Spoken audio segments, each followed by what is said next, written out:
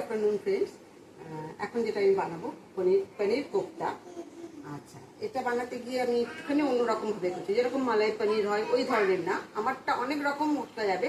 তোমরা কিন্তু সেইগুলোকে ভালো করে শুনবে আমি কি কি দিচ্ছি, ঠিক আছে? আমি যেটা ফার্স্টে দেবো দেখা এদিকে কি কি দিচ্ছি।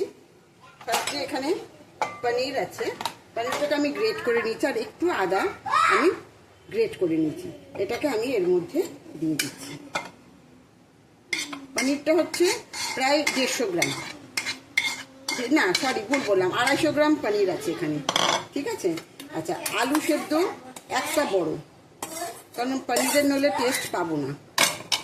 আচ্ছা, এর মধ্যে আমি যেটা দেবো এটা হচ্ছে তোমার ধনেপাতা আর কাঁচা লঙ্কা পেস্ট, ঠিক আছে? এটা কাজু বাদাম কিশমিশ আর আমন্ডের পেস্ট, এটাও 2 চামচ দিলাম। এবারে দেব চিনি একটু পরিমাণ মতন,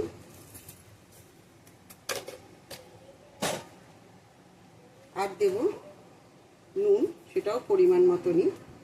এতে অনেক কিছু মশলা কিন্তু পড়বে, যখন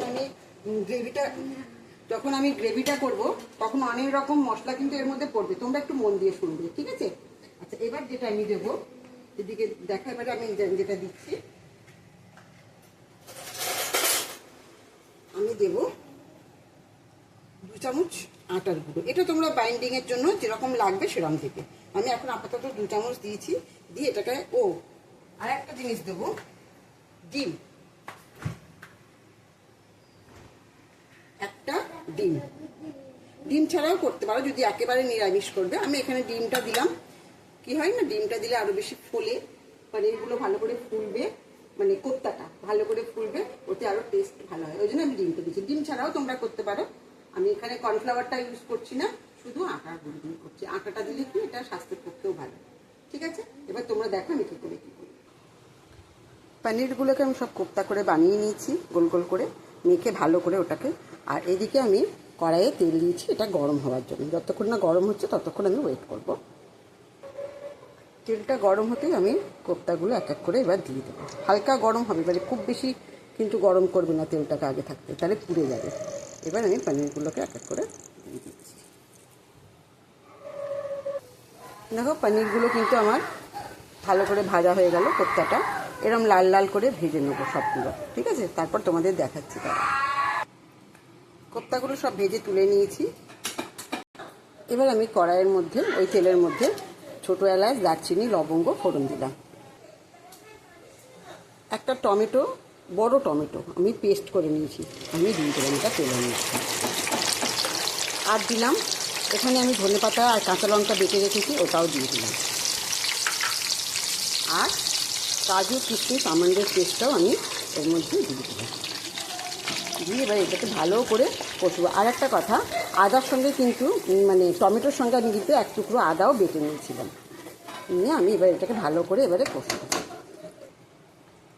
গ্রেভিটা করার সময় এখানে আমি একটা মশলা দিচ্ছি, এই মশলাটা কিন্তু আমার এতে ভিডিওতে পেয়ে যাবে, তবুও বলে দিচ্ছি। এতে আছে তোমার গোটা গরম মশলা, দারচিনি, এলাচ, লবঙ্গ যেটা থাকে, একটা বড় এলাচ গুঁড়ো করা, মানে সবগুলোই কিন্তু আমি রোস্ট করে শুকনো কড়াইয়ে ভেজে গুঁড়ো করেছি।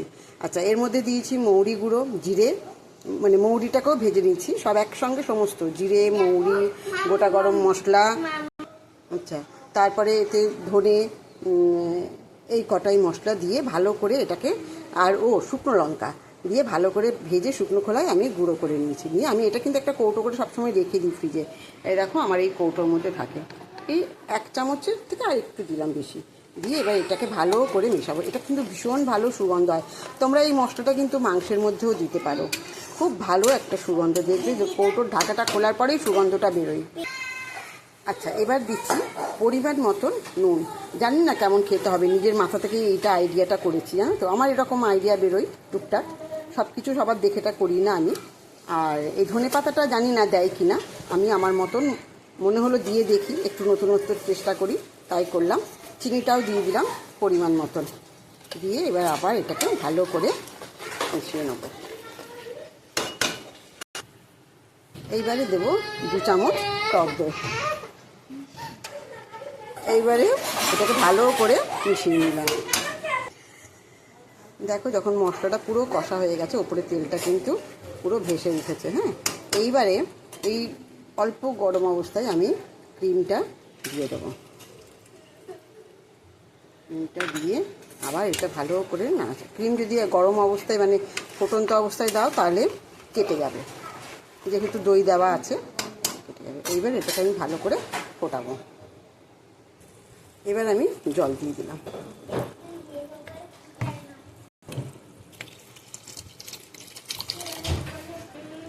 অল্প করে জল দিয়ে এটা ভালো করে ফুটলে আমি ঢেলে দেবো।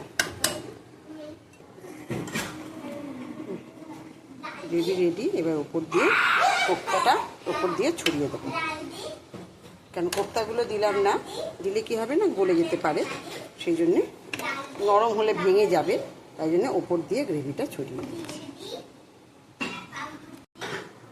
ওপর দিয়ে একটু মাখন দিয়ে একটু ফ্রেশ ক্রিম ওপর দিয়ে ছড়িয়ে দেবো। ব্যাস, কেমন লাগলো তোমাদের কোপ্তাটা অবশ্যই কমেন্টে জানিও। ভালো থেকো, সুস্থ থেকো, সাবধানে থেকো। Tata bye bye. পরের ভিডিওতে তোমাদের সঙ্গে আবার দেখা হবে। এখনকার মতো টাটা।